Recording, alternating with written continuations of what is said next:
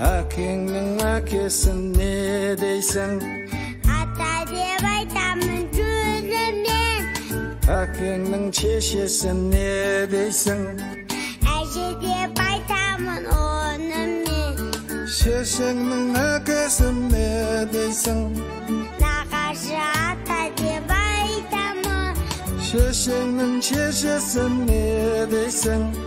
Нағашы апа деп айтамын. Жас үлкен ұлды сен не дейсің? Ол ағам айтам мен дұрыстап.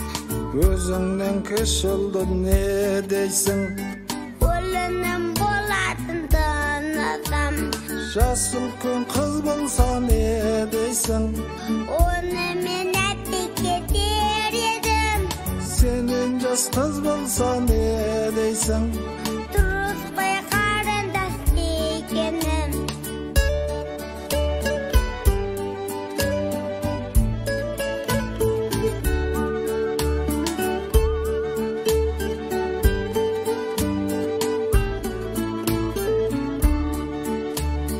Әкеңе қарындас саған кім?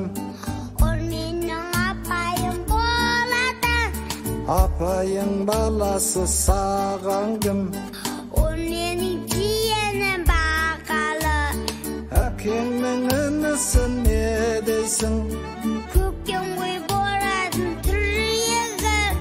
Шешеңнің бауырын не дейсің?